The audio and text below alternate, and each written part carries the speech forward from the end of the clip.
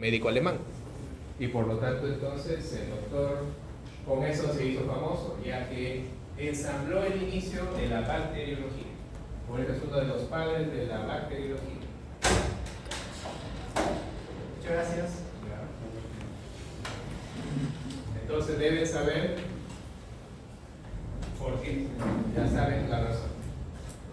Ahí está Mycobacterium, maldito germen, que nos invade, bacilo ácido alcohol resistente, así se ve, de ese color. Podemos ir en forma de Bueno, no es que tanto tienen, no son alargados más. Lo malo es de que a nivel mundial sigue siendo esto pues terrible, las infecciones obtenidas.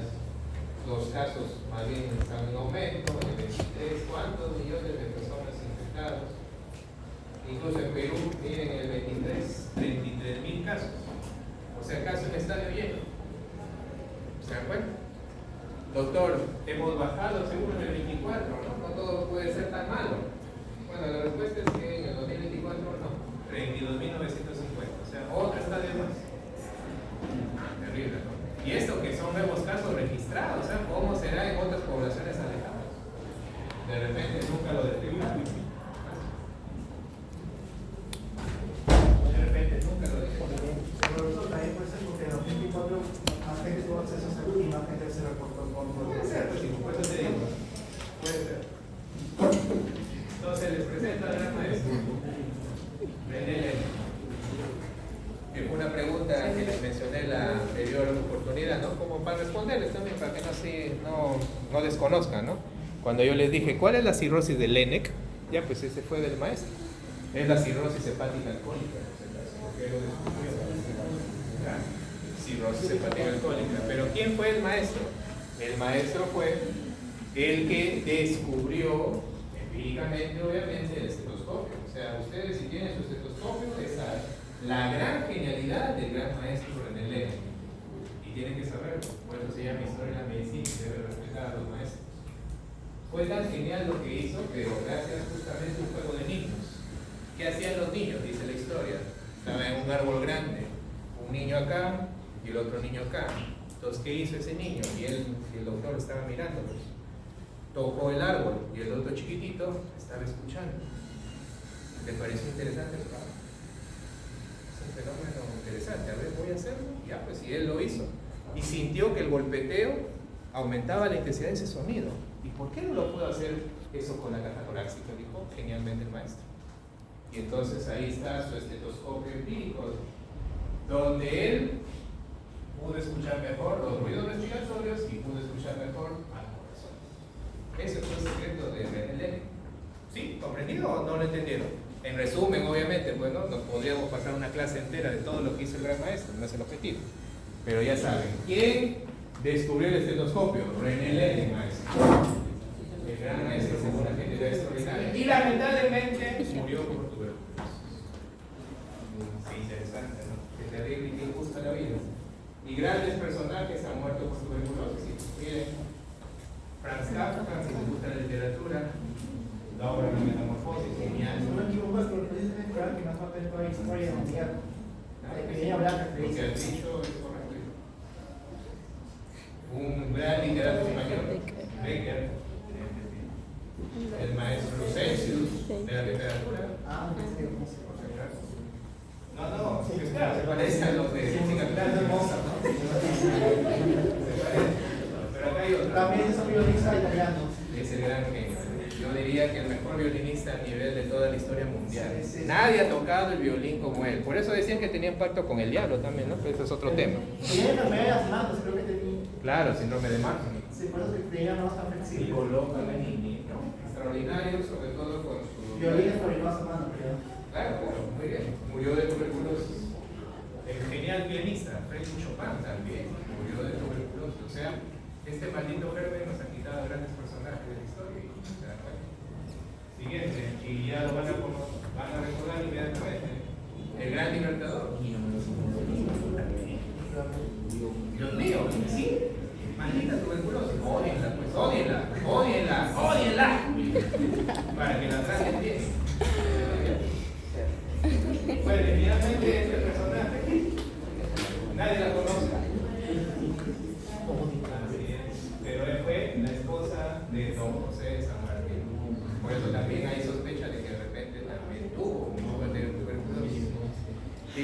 dan cuenta, hijos? Entonces, grandes personajes han muerto por esta enfermedad. Entonces, esto sirve de estímulo para que la sepan manejar. Y ya, pues, nuestras amigas en el siglo XVII. Santa Rosa, ¿sí? Patrona, ya saben ustedes, de las vitaminas, bueno, toda esta. Entonces, maldita enfermedad, ¿verdad? Pero tienen que conocerla y tienen que saberla tratar. Estudiantes de medicina peruanos tienen que saber bien lo que es tuberculosis. No solo la pulmonar, sino las extrapulmonares. ¿Correcto? Entonces, esto es un estímulo no solo del curso, sino a futuro de toda su carrera. Estudiante de medicina que no sepa eso, ya, peruano, peor, todavía. Y también deben saber sobre bartonelosis, porque es la enfermedad de Daniel Alcides Carrera. También deben saber, eso ya lo llevarán cuando lleven infectología, pero deben saberla, porque vienen otros estudiantes de repente de abordación extra, ¿no? ¿Y quién fue Daniel Alcides Carrera? Y de repente no saben.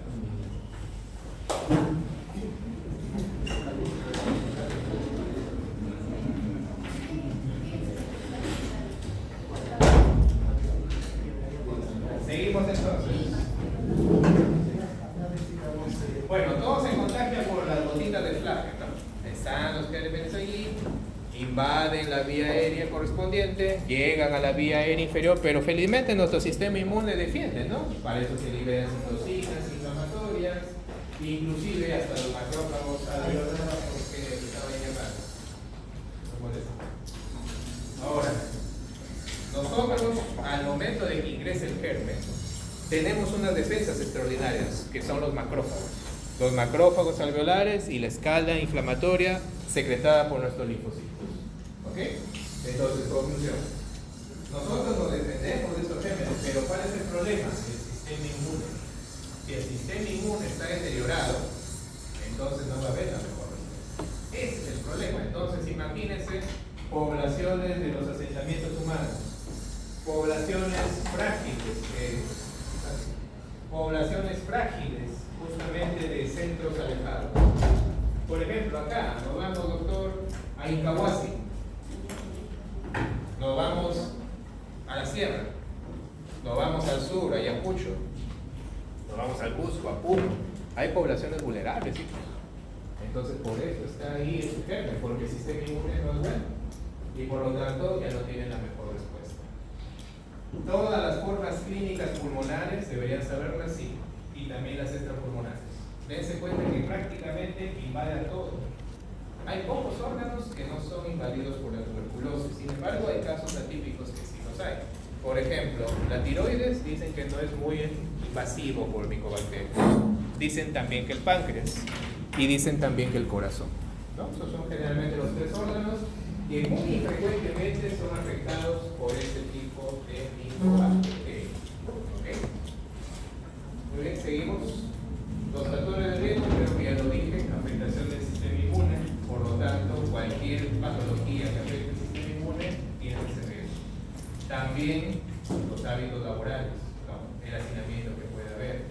Y también algo que es nuestra realidad, el hacinamiento no solo de las familias, sino el hacinamiento, por ejemplo, en las cárceles. En la cárcel es un caldo de cultivo para micobacterias. Si no te da micobacterias, es porque estás necesitando realmente. Porque hay pura tuberculosis multilogoresistente hasta ultra resistente. ¿Okay? Entonces, en sus antecedentes epidemiológicos deben preguntar contacto con personas con esa enfermedad. Incluso alguna vez, de manera genial, le preguntó si tenían algún familiar, o un paciente me refiero, le preguntamos, ¿algún familiar que haya tenido tuberculosis? Lo negaban absolutamente. Hasta que salió por ahí el dato. Oye, pero tu primo que está en la cárcel no estaba con tos. Le dijo a tu familiar, se confrontaron ese problema y le dijo, a ver, un momentito, levanté la oreja. ¿Cómo dijo? Doctor, sí, su primo tiene tos y está en la cárcel. Bueno, es la oveja negra de la familia. Salió el dato. Recién tuvimos el dato para pensar que este paciente estaba haciendo una tuberculosis extrapulmonar, porque venía muy bien, pero al final lo tuvo en la médula ósea. Muy interesante el caso, pero gracias a ese dato. Entonces, conclusión, la parte epidemiológica es importante.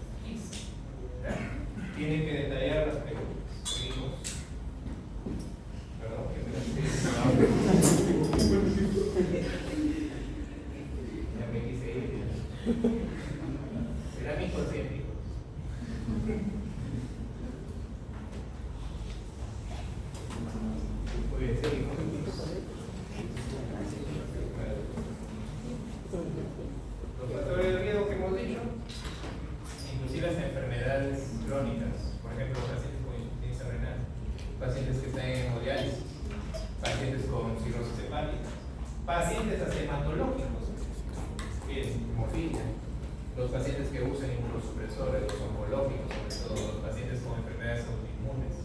Estos pacientes tienen riesgo de tuberculosis. Y no olvidarnos de alguna enfermedad que inclusive podría estar sin diagnóstico, VIH-Sida. La asociación entre VIH-Sida y tuberculosis es bien alta. Más bien, tú piensas que el paciente tiene tuberculosis, incluso lo ves delicado, piensas que es VIH. Y al revés también. Si el paciente le diagnosticas que es VIH, tienes que buscarle tuberculosis. Esa asociación se da con frecuencia, por si acaso. No se nos olvide de eso. Las complicaciones de tuberculosis, definitivamente lo principal, bronquiectasis. Y por lo tanto, esas bronquiectasias, dilataciones de bronquios, conllevarán a la hemoptisis. Por la rotura de los vasitos y las ramas de las arterias bronquiales, como ya ustedes habrán estudiado. Entonces, eso se da de diferentes tipos de hemoptisis. Las leves, las moderadas, las de gran volumen y las exsanguinantes. ¿Puede dar neumotórax? Sí. También por justamente la aparición de las cavernas, ¿no? Esas cavernas en ápices que conllevarían pues un contenido de aire a la cavidad pleural y te puede dar un neumotórax por tuberculosis. También es otra complicación. Otro detalle, lo que dije hace rato, bronquiectasias, también litiasis a nivel bronquial, puede destruir extensamente el pulmón y esos son los famosos fibrotórax. Ese es el término.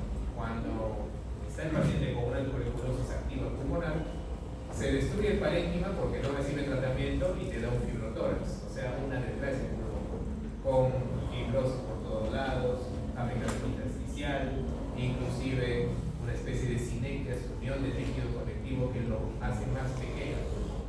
Es un fibrotórax. ¿Okay? Otro, puede irse al shock séptico, claro que sí, porque si no tiene manejo, se van al shock séptico y hasta se pueden morir los pacientes. Ya si incluso una bacteriemia de Mycobacterium tuberculosis y puede invadir no solamente a otros órganos, sino inclusive llevar a la muerte al paciente. Puede favorecer neoplasias también, aunque ustedes no lo crean, la tuberculosis te favorece la neoplasia de pulmón, o un porcentaje 30-40%, peor si no tiene manejo óptimo al inicio. Puede dar tromboembolia, alguna vez lo vi en un par de años, paciente con una tuberculosis digestiva, una peritoneal, y de un momento a otro se puso mal, disnea súbita, hipotensión, pensamos más bien que era un neumotórax, porque el neumotórax te puede dar eso, y tuberculosis sospechada. Entonces le hicimos la placa, no había neumotórax, pero el paciente estaba con dificultad respiratoria, hasta que genialmente se le pidió un electro, y en el electro se veían unos cambios, estaba haciendo una embolia pulmonar. ¿Por qué? Si no tenía paso de riesgo. No era fibrilador, no era cardíaco. ¿Por qué? Nos preguntamos por qué, pero mientras lo preguntamos teníamos que actuar. El paciente se nos estaba cocinando, incluso se estaba cocinando. Interconsulta UCI, no hay camas, como siempre. ¿Qué hacemos? Lamentablemente el paciente falleció, pero sí demostramos que era una tromboembolia pulmonar por electrocardiografía. Conclusión, hicimos la revisión, tromboembolia pulmonar se puede dar por tuberculosis. Está para publicar ese caso en alguna revista de la localidad, pero no lo hemos hecho porque no tenemos tanto tiempo. Pero sí, tromboembolias pueden ser secundarias a la misma tuberculosis. Incluso hay unas teorías por qué se producen. ¿Okay? Otro, sobreinfecciones. Claro, te favorece a que el paciente que tiene tuberculosis se sobreinfecte de otras enfermedades, sobre todo respiratorias. Las neumonías por gérmenes bacterianos, por ejemplo.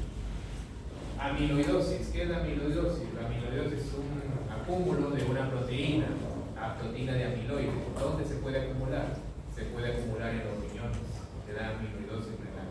Y te puede dar una nefropatía crónica por tuberculosis secundaria a la amiloidosis. ¿Okay? Entonces, chicos, no lo resuman a la tuberculosis, solamente te da un problema respiratorio y se acaba. Miren cuál es sistema. Es sistema. ¿Ok? No olvidarse eso. ¿Cómo hacemos el diagnóstico? Bueno, vamos a hacer el diagnóstico. ¿Por qué? Porque si no tenemos una óptima detección del Mycobacterium, nos quedamos en la duda. Pero felizmente para eso surgen otras estrategias justamente analíticas. Una de ellas podría ser la prueba de tuberculina, la exposición al germen en diferentes condiciones clínicas te puede decir, ah caramba, este paciente ha estado expuesto al Mycobacterium.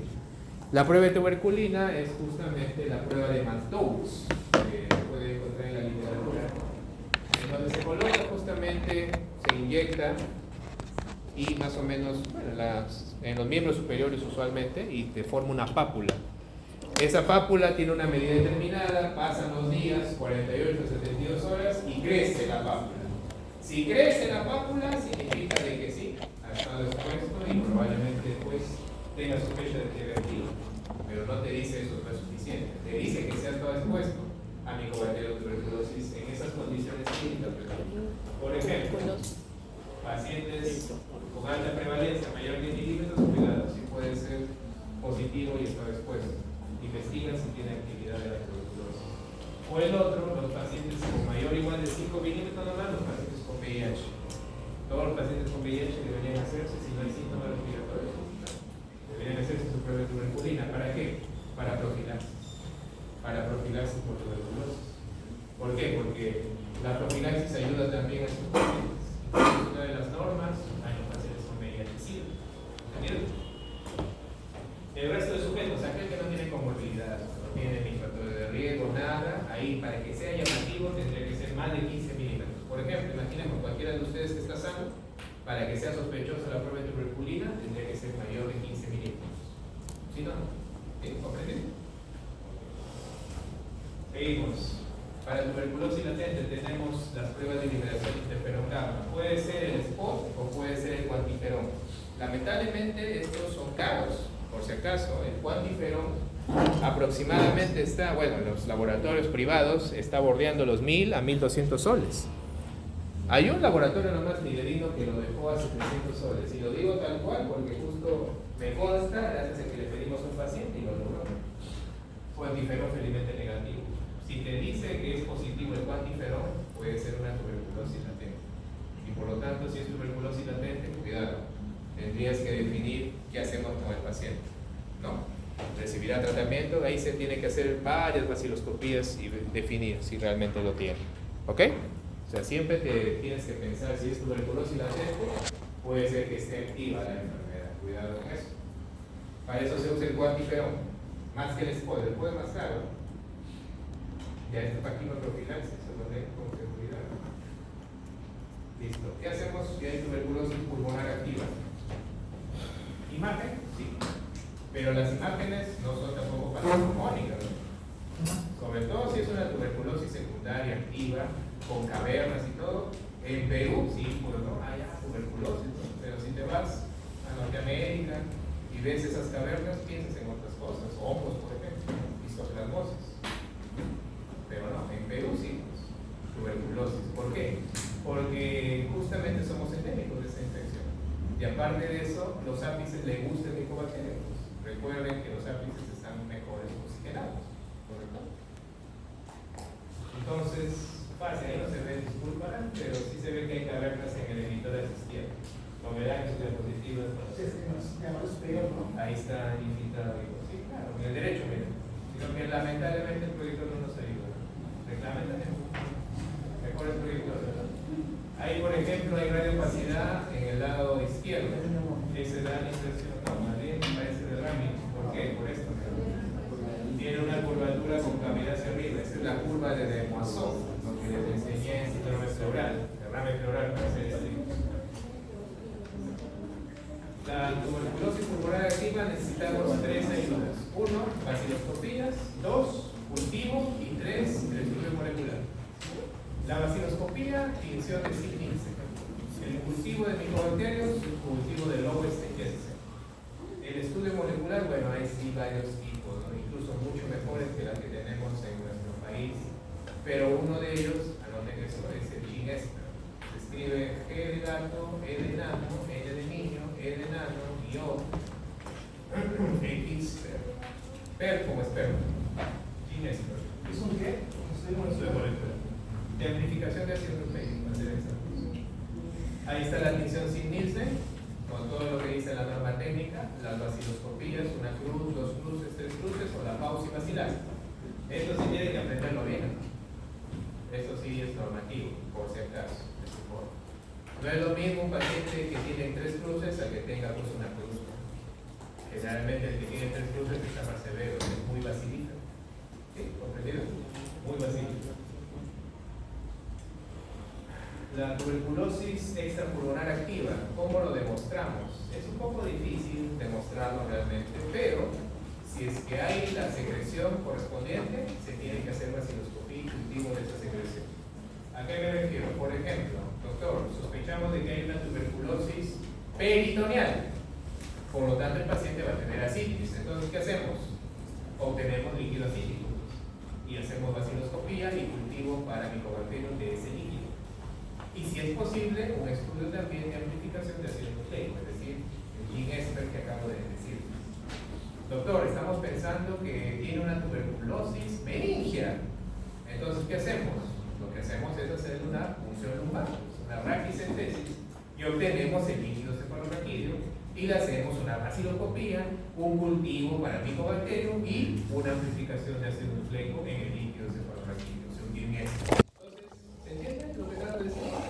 Cualquier secreción sospechosa de un paciente que tiene tuberculosis, tiene que hacerlo. Es lo mismo cuando tenemos un paciente sospechoso de tuberculosis, no sabemos dónde está, pero le hacemos vaciloscopías en varios sitios.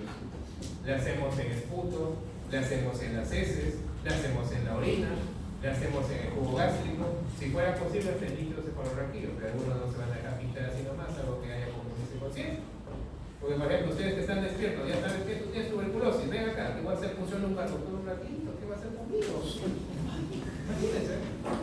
O de repente, una de las chicas, ya, hija, tú tienes tuberculosis, vamos una vez, te voy a hacer la función para sacarte el líquido asítico. ¡Bah! Te va a asustar la chica, no, tranquilo, no se acelere, no, pero importante es que no es así los hijos. Con criterio, ¿entendiendo? Pero sí puedes vaciloscopías en las otras secreciones, orina, heces, esputo, o le ponen una sonda nasogástrica y le sacas el aspirado gástrico, matutino. Entonces está la sonda ahí, en la noche le pones y en la mañana lo aspiras el jugo gástrico y eso se manda a vaciloscopías. Así se hace. ¿Sí? ¿Comprendido? Muy bien. Seguimos. Eso es lo que dije, amplificación de ácidos nucleicos. Y lo mejor podría ser estudio histológico. ¿Qué significa eso? Biopsiar, pues, ¿no? Por ejemplo, yo tengo una sospecha de una tuberculosis pleural, biopsio la pleura. Sospecha de tuberculosis peritoneal, biopsio peritoneal. Sospecha de una tuberculosis genitourinaria, biopsio al riñón. Sospecha de una tuberculosis pericárdica, biopsia pericardio. Todo es biopsia. Pero a veces no es posible hacerlo todo, ¿no? Por ejemplo, tuberculosis meningia, ya doctor, biopsia cerebro. O sea, tampoco. ¿Sí? ¿Se entiende? Ahí sería máximo, pues, lo de líquido cefalorraquídeo. Pero cualquier tejido que se pueda biopsiar, tiene que hacerse, pues, el estudio anatomopatológico.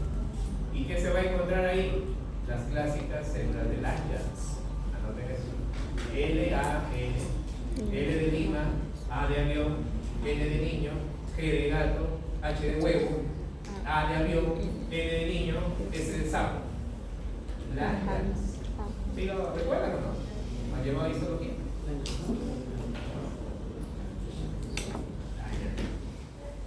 Células de Langerhans. Lo leo, porque ya lo leo. Tratamiento. Las normas técnicas. 2013, 2018, la actual o alguna modificación. Ahí están las denominaciones.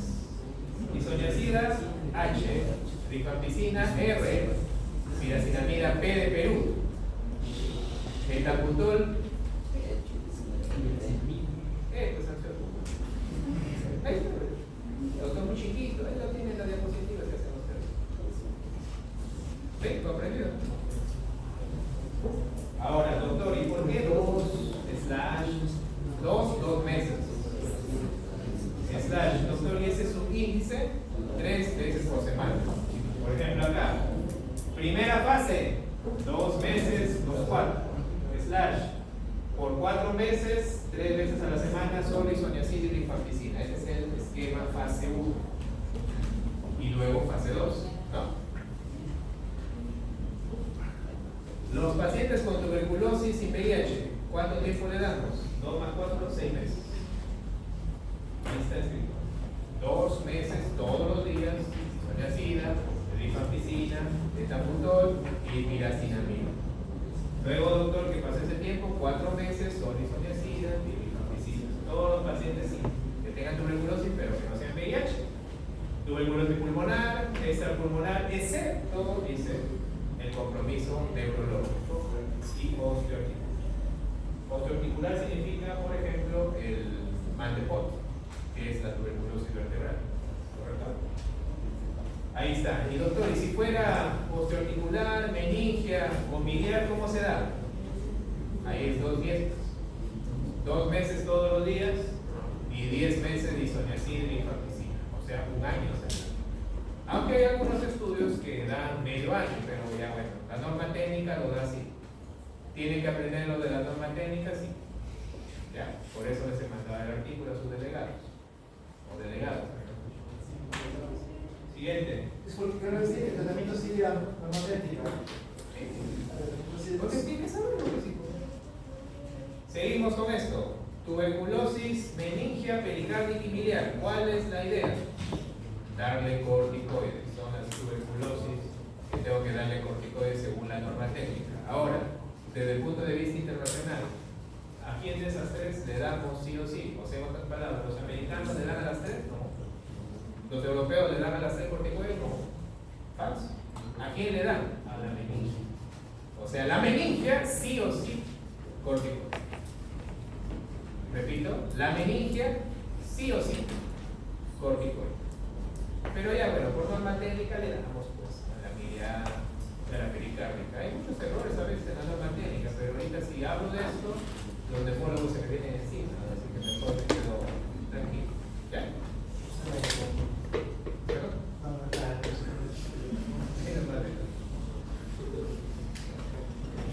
Ahí está la prednisona. Viene de 5 miligramos, viene de 20 miligramos y viene de 50 miligramos. ¿Ustedes creen que es por algo, será, doctores? Es por conveniencia, pues, aritmética, para dar las dosis de los medicamentos, es por eso. ¿Ya? O sea, 50, 20 y 5. Anoten eso y regístrenlo para siempre. Así sean cirujanos, tienen que saber eso.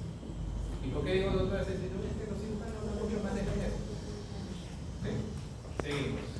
¿Cuánto le damos? Prednisona 1 a 1,5 miligramos kilo por día.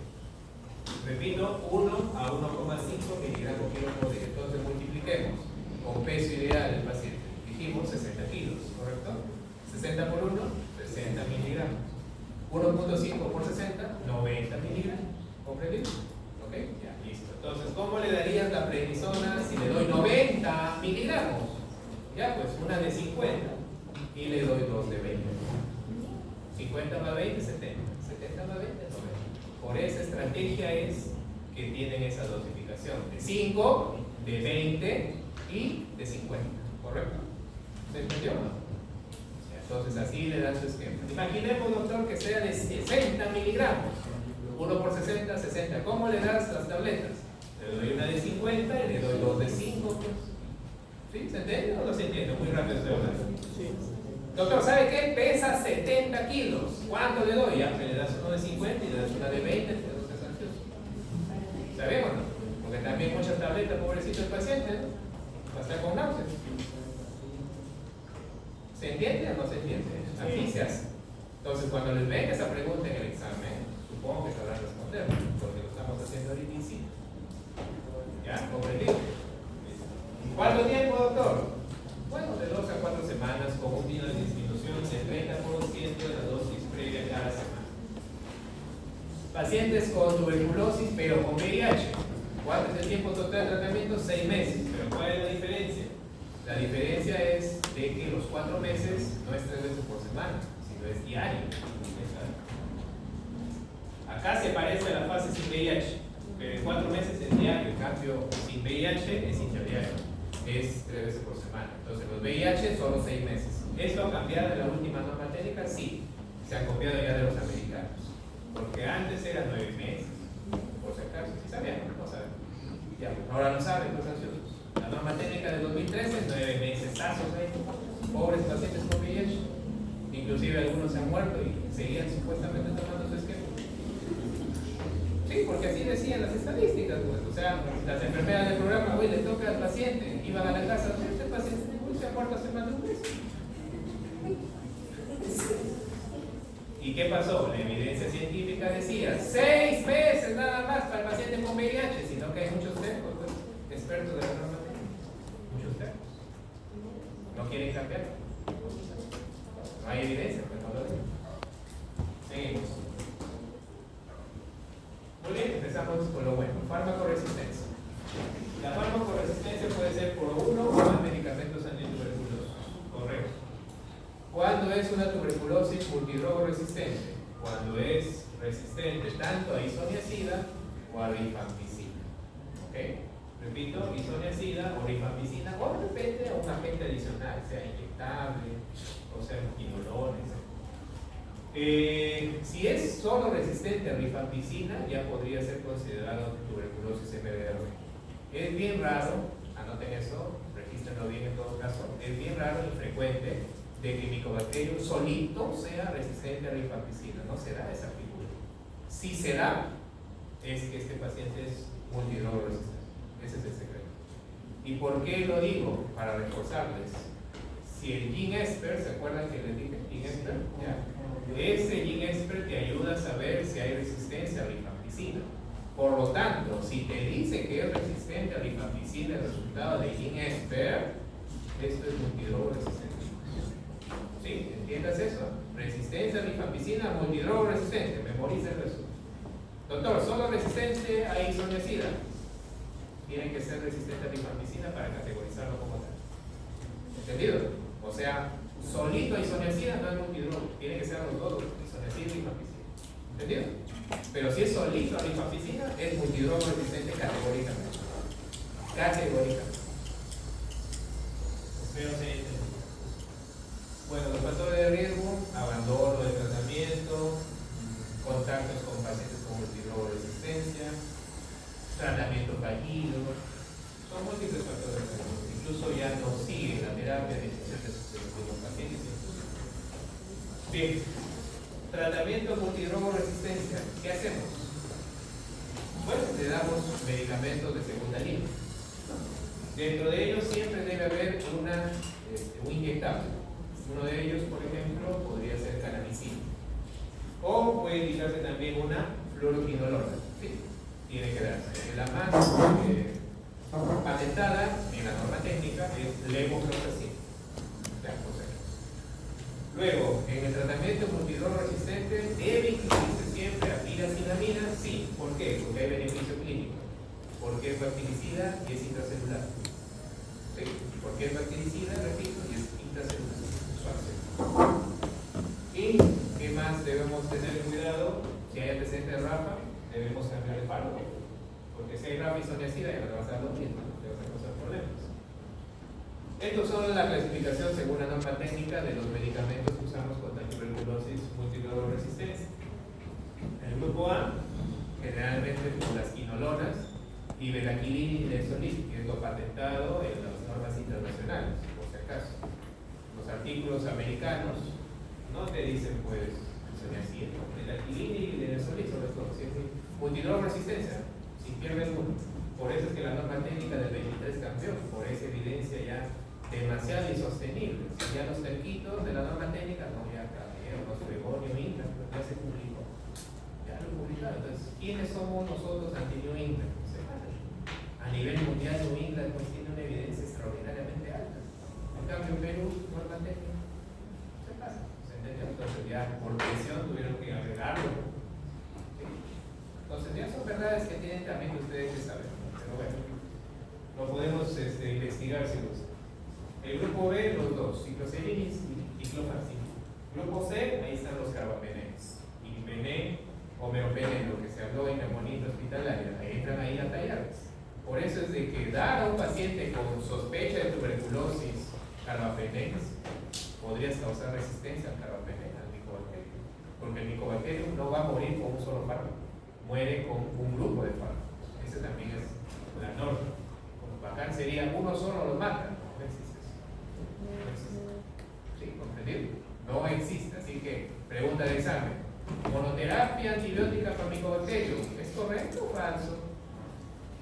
Recontra falso, pues, al toque, sin duda alguna lo que ¿se entiende o no?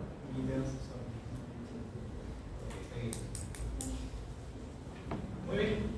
Este de acá, el TBRH, ¿qué es eso? Resistencia isoniazida. ¿Cuál es el esquema? Le doy pues rifampicina, etambutol, piracinamida y levofloxacino 6 veces. Ahí está escrito.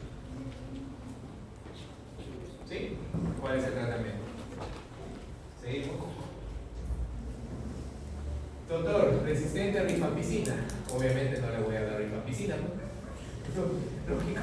Es multidrogo, doctor. Ya, listo. Entonces, ¿qué le voy a dar? Y ahí está justo la pelea. De 9 a 12 meses, ya eso lo veremos en el tiempo, dicen los expertos de la norma técnica. Le daremos bedaquilina o linezolida. Y le asociamos, perdón, clofazimina más levofloxacino. O sea, es cuestión de que aprendan nomás las iniciales. ¿Ya? Seguimos. Doctor, y si es un MDR, pero ya con un esquema prolongado oral, ¿no? ¿Qué más le podemos ofrecer? Porque ahí sí está complicado. Porque miren cuánto le dan. Le dan levo, moxi, bedaquilina, linezolida, clofazimina, cicloserina, piracinamida. Sí, esto no va a venir. ¿Ya? Pero al menos para que sepa que sí tiene que ver, porque esto ya también ni los expertos a veces lo recuerdan. Lo tienen que leer como loquitos. Ahí hay que darle esto. Así que para que persiguen ustedes, ¿no? Esto no. Lo anterior sí. Y si viene, pues a favor para ustedes. Este tampoco. Pero sí deben conocer.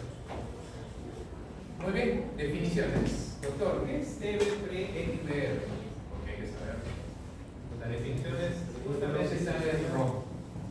Doctor, es una resistencia mínima a risoniacida, rifampicina, pero también a una fluoroquinolona o, dice O, por eso le he puesto grandote, o inyectable segunda línea.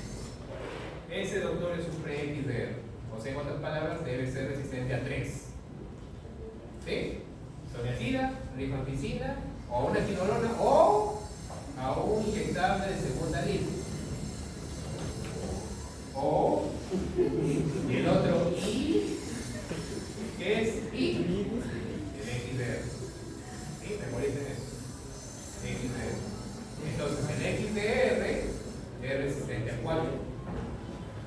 A rifampicina, a isoniazida, a fluoroquinolona y al inyectable de segunda línea, que puede ser canamicina, amicacina o capreomicina. Estos fármacos se suponen que también son los mismos del anterior concepto, ¿no? Eso te lo voy a.